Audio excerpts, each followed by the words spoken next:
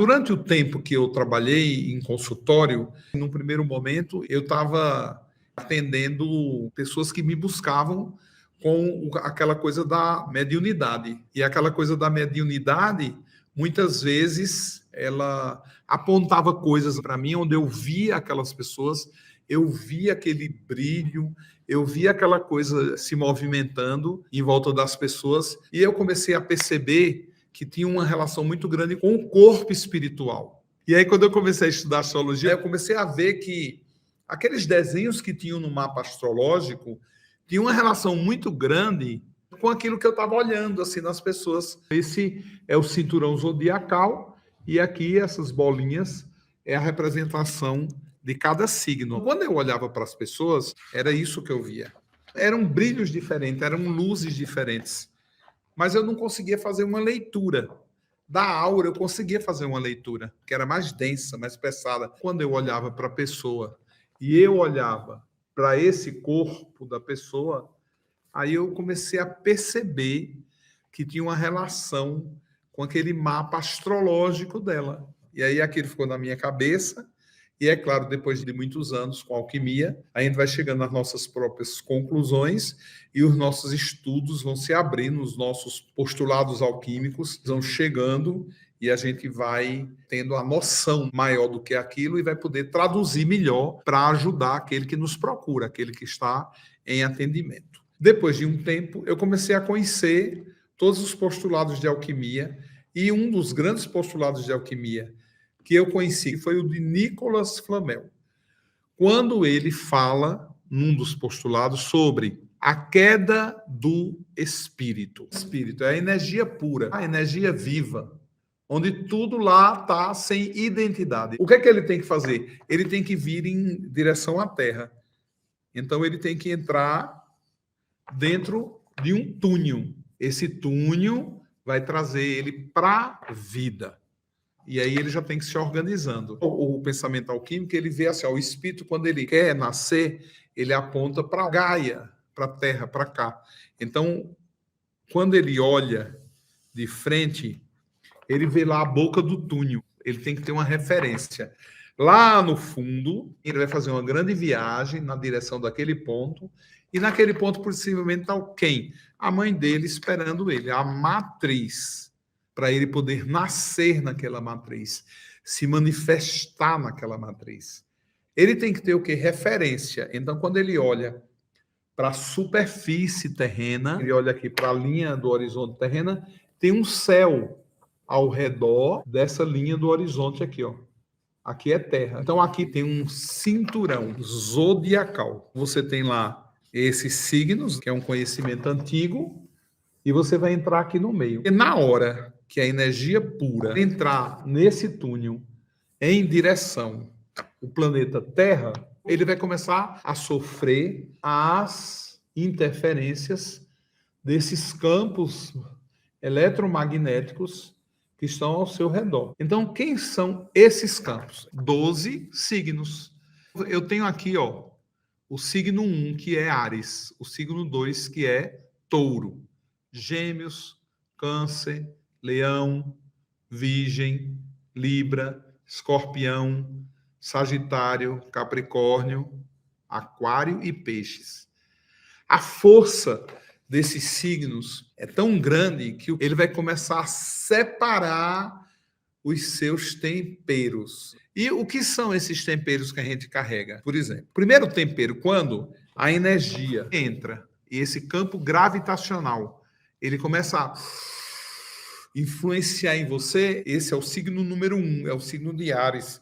Ele vai puxando tudo aquilo que tem a ver com as suas guerras, tudo aquilo que você lutou ao longo de todas as suas vidas. Então você não vai ser mais uma massa de energia que você era quando você entrou no túnel, porque agora você vai ter alguma coisa aqui, ó, que foi separada do bolo. Porque quando você morreu, tudo se mistura. Aquilo que não é para levar se queima, torra antes de sair da atmosfera. Depois que você sai da atmosfera e vai-se embora, energia pura. Mas o que é que você carrega? A experiência. Só que as experiências, elas não estão mais organizadas como elas são organizadas aqui, você vive. Aí, na hora aqui, ó, a energia, ela vai ficar meio desbalanceada, porque tem um peso aqui. Você começa a organizar as memórias de todas as suas vidas. Aí depois, ó, aqui, esse signo número 7, também vai puxar condimentos para ele. E esses condimentos do 7 são todos os seus relacionamentos. Tudo aquilo que você viveu com sócio, marido, seus relacionamentos. Tudo aquilo que você fez que tinha relação com outra pessoa. Aí, logo mais, esse aqui de cima, o número 10, vai tirar de dentro de você a sua missão, o seu propósito. À medida que essa massa ela vai se organizando, é claro que a energia viva, fluida, que era um amaranhado de informação, o bolo, ele vai perdendo um volume que estava todo misturado e ele vai conquistando já um volume organizado. Então, esse signo número 4, ele vai organizar o que tem relação com todas as famílias que você viveu, com todos os seus antepassados, com seu pai, com sua mãe, com seus irmãos e com tudo mais. E não vejam bem que aqui já está diferente. Quando você entrou no túnel e você começou a viajar nele, você era uma massa de energia disforme, energia pura, energia viva. E aí as forças gravitacionais foram puxando as suas experiências. Porque quando você chegar aqui, essas experiências, elas têm que estar na forma arquetípica. Arquétipo do guerreiro, do dinheiro, da comunicação. E assim os outros signos vão fazendo a mesma coisa. E aí, daqui a pouco, a sua energia vai estar assim, toda organizada. Num primeiro momento, você deixa de ser aquela coisa que não tinha forma, e aí uma coisa linda acontece. Agora você é feito à imagem e à semelhança do processo criativo, e você conquista o seu corpo, um corpo espiritual arquetípico. Agora é você isso aqui. Aí você tem o seu lado guerreiro, aí você tem o seu lado dinheiro, aí você tem o seu lado comunicador, aí você tem o seu lado família, aí você tem o seu lado ego, personalidade, RG, CPF, aí você tem o seu lado trabalhador, do trabalho, da saúde. Aí você tem o seu lado casamenteiro, namorador.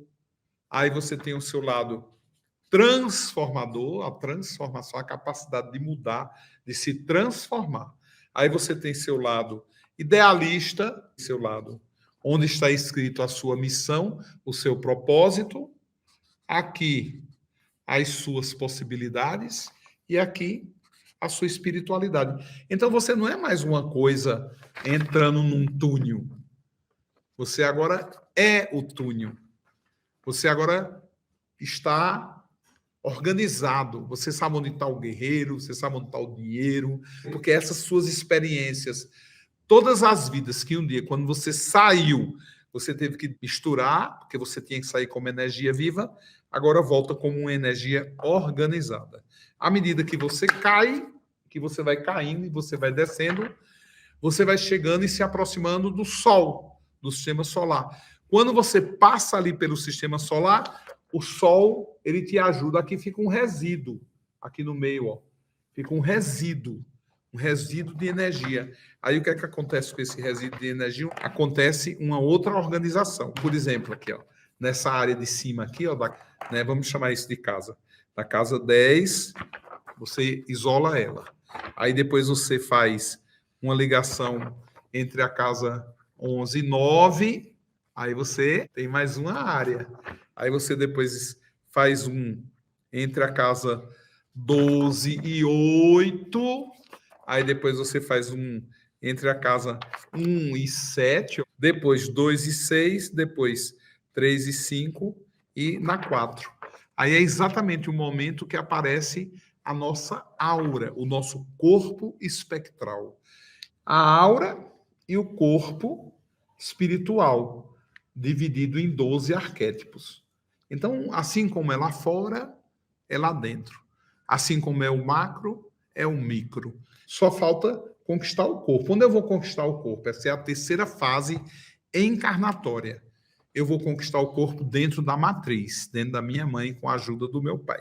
Depois eu comecei a perceber que aquilo tinha uma relação muito grande com a caminhada. Então, eu vi que aqui a gente tinha uma história, desde o espírito até a queda do espírito, né? Eu comecei a perceber que tinha história, mas como é que eu via essa história no tarô? Eu via assim, ó, de uma maneira linear. Eu não via essa história de uma maneira redonda. Então eu via o phlogiston que chegava, aí eu tinha depois um alquimista, né? O phlogiston como encarna, quando encarna, porque aqui ele não está encarnado ainda, ele está descendo aqui sobre a matriz, né? Aí depois ele vai encarnar enquanto um alquimista. Eu chamo de alquimista por quê? Porque aquele que encarna, ele tem diante dele a vida, ele tem diante dele a sua mesa de operações. Lá ele vai fazer as operações. Lá ele vai usar os seus instrumentos de trabalho. Lá ele vai se manifestar. Então eu digo que todo mundo é um alquimista.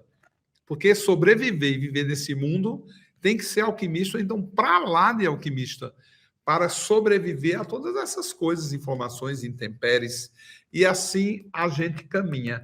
A partir daí, começam a despertar os poderes. Eles podem ser poderes que vão desde os poderes assim mais espirituais, por exemplo, ele encarna a figura do rei, que representa uma parte do cérebro, a figura da rainha, que representa a outra parte, o papa, a papisa, depois as suas escolhas, o guerreiro. Eu via muito assim, eu via muito sempre linear, uma historinha que dava para contar colocando todas as cartas ali na mesa. Bom, quando eu comecei a despertar e conhecer e ter experiência de atendimento, mesmo com o tarô, né? Eu comecei a perceber que aquilo que eu via era engraçado, né? Porque a relação dessa história me parece com isso aqui. Só que como eu via isso de uma maneira linear e não redonda, eu não conseguia, num primeiro momento, entender o que era que eu estava vendo. Aquilo me criava assim um conflito, uma confusão, e eu ficava, meu Deus do céu, o que é isso aqui? E aí, quando eu comecei a desenvolver, parei de jogar, tranquei o tarô ficou escondido durante 10 anos, que eu comecei, num dado momento da minha vida, trabalhar com Nicolas Flamel, e ele contar as histórias dele, os postulados dele, eu fiquei pensando, engraçado, eu já vi todas essas histórias antes. E aí foi quando o meu empregado, ele desenterrou tarô que eu havia enterrado durante 10 anos. E aí depois, o que é que eu fiz? Eu criei o oráculo. Na realidade, ele é uma cópia de um mapa. Todos os arquétipos estão aqui. Então, eu consegui organizar o tarô de uma maneira astrológica. E aí eu comecei a perceber que aquela linha que estava assim, ela poderia ser assim também. E aí eu criei o jogo, onde você pode usar o oráculo, que nada mais é uma representação do seu corpo celeste.